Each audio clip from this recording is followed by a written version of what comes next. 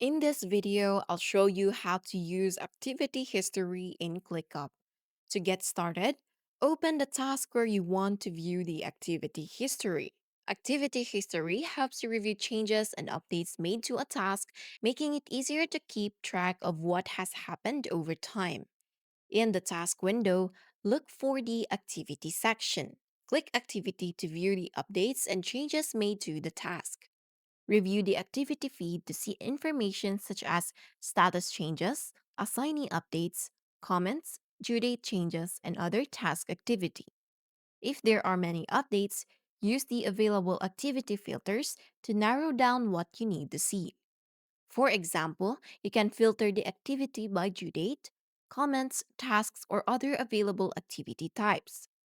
Scroll through the activity history to review previous changes and identify who made each update.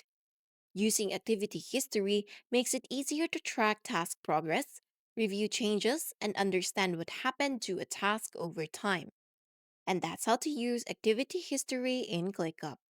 I hope this video is useful, and if you have any questions, make sure to comment down below.